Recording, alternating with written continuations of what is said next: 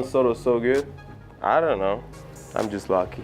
Listen, I think it's safe to say that Juan Soto has been a popular baseball player and a buzzword ever since debuting in 2018. He became one of baseball's youngest players at the age of 19 to crack the big leagues and reach on-base percentage numbers like no one has seen since Ted Williams or even Barry Bonds. He has had countless big games under his belt alongside a decorated baseball reference page with 3 All-Star appearances, 4-time Silver Slugger winner, a batting title, a home run derby champ, and most important of all, a 2019 World Series ring, which he earned before the age of 21.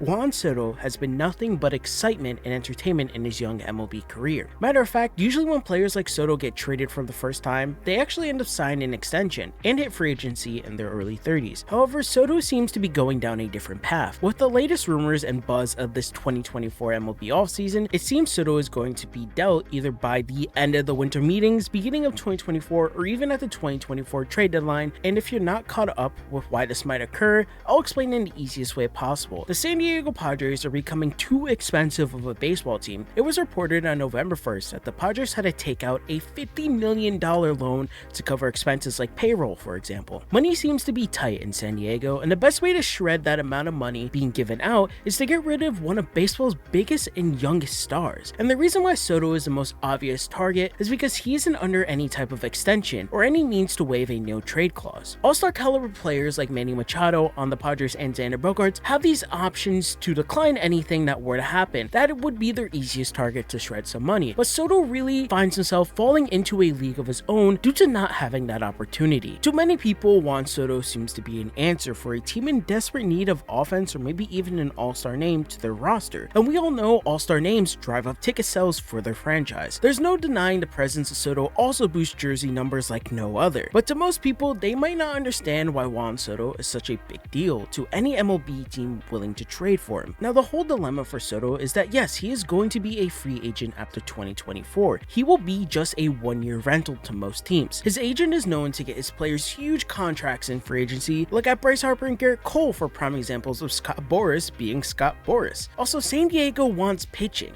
so you're gonna have to find a way to meet that criteria for San Diego, and eventually will lead to why your team should trade for Juan Soto. And honestly, this gets you asking the question that has been enticed to you when you clicked on this video. Why should your team trade for Juan Soto? Well, the answer is pretty obvious. Juan Soto is going to be a Hall of Famer by the end of his career, and if you want to win now in 2024, you are going to have a really high chance if you end up trading for him. When you break down Soto from a statistical standpoint, there isn't really much to hate. He has been consistently one of baseball's most performing hitters, slashing a 284 and a 421 and a 946 OPS in his young 6-year career. Juan Soto is 25 years old. Let that sink in for a quick second. He may look a bit older to most people, but he is projected to be in the league for another 15 or so years, give or take. Now, if that's not enough, Mike Petrolio, which sorry if I'm butchering that, did an awesome article on MLB.com explaining who Juan Soto might get traded to. However, there is a stat line in that article that was so shocking to me I need to share it with you guys because you may not know. In the post-war era, if we just look at the batting hitting performances via OPS Plus through the age of 24 with a minimum of 1,500 plate appearances, where do you think Juan Soto is going to land himself? Well, Mike found that answer and he used StatCast to find the statistic. Juan Soto is ranked 6th above Hall of Famers like Willie Mays,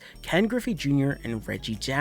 Juan Soto is defying the meaning of being a productive MLB hitter, and a lot of people have compared this guy to Ted Williams in his past. In 2022, Soto played a total of 464 regular season games. At that rate, only him and Williams were surpassed the 90 homers and 350 walks in their MLB career. And their totals overall at that time, Soto had 98 home runs and 373 walks, while Williams had 99 home runs and 375 walks. They are eerily close to each other when it comes to their statistical output, but Juan Soto in 2023 is a whole different person from Ted Williams. We of course know that the game of baseball is different nowadays, but Juan Soto, if he's the modern day Ted Williams, you are going to want him on your baseball team for at least 1 year if anything.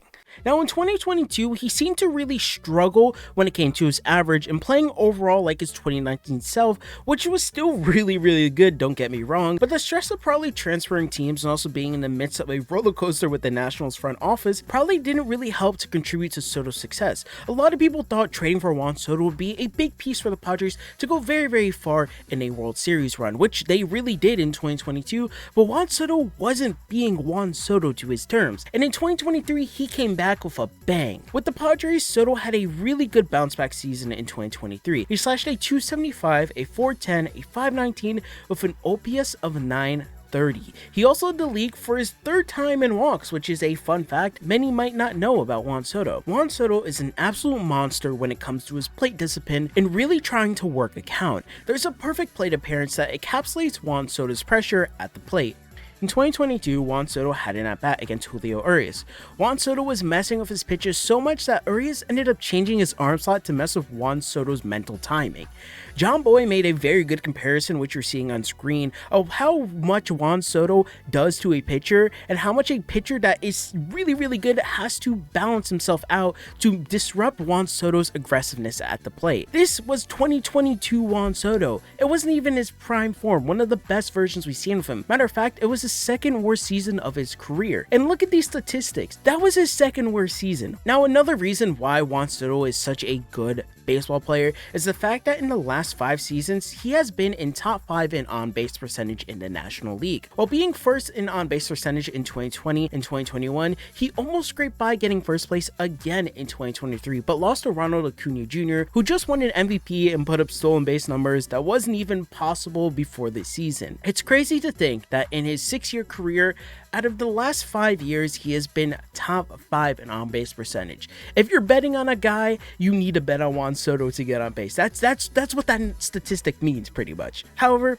I think it is unfair to list all these positives about Soto and not explain the one negative that might rub you the wrong way about him. And well, that negative is going to be his defense. He isn't the best defensively, but at the end of the day, are you really trading for his defense? Think about it. You want Juan Soto for his offensive boost in your lineup and hitting cleanup every single day. Matter of fact, Juan Soto played a total of 162 out of 162 games in 2023. He was one of the most consistent hitters for the San Diego Padres and overall just in the sport of baseball. Juan Soto is going to be wanting to do that in 2024 as long as no injuries occur, and I think it's really important to consider that when you go out and trade for him because it is his contract year. He is going to want to have an MVP caliber season like you've seen many people do it before, like Aaron Judge, for example. Aaron Judge took a bet on himself, then take an exemption, and of course, he had an amazing season. Now, do I think Juan Soto is going to break a home run record? No. But I think Juan Soto is going to perform extremely well in 2024, especially when he wants to get a big bag at the end of the MLB season. Now, like I said, a lot of people have speculated where Juan Soto will end up landing, and I think it's safe to say that you could really guess any team that has the pitching and honestly just the prospects to get it done.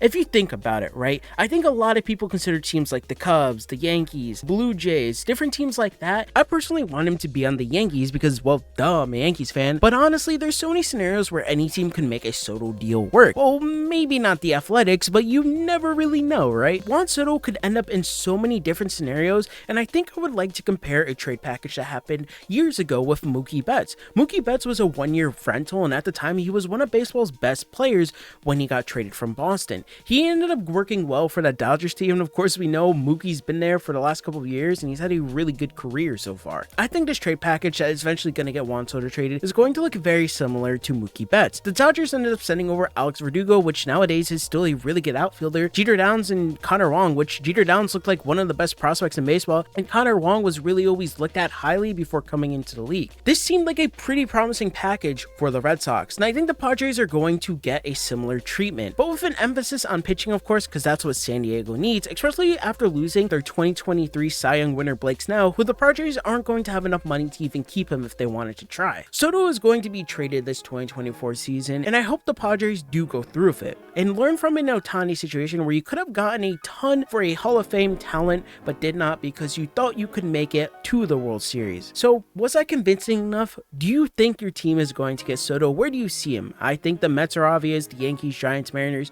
or even the Cubs. Who knows? My name's Joe. Leave a like and subscribe if you made it this far. Please let me know if you enjoyed this video. I really want your feedback just because I make these videos every week and I want to improve. So thank you guys for watching. Have a great day or night. Happy holidays. I guess it's December. See ya.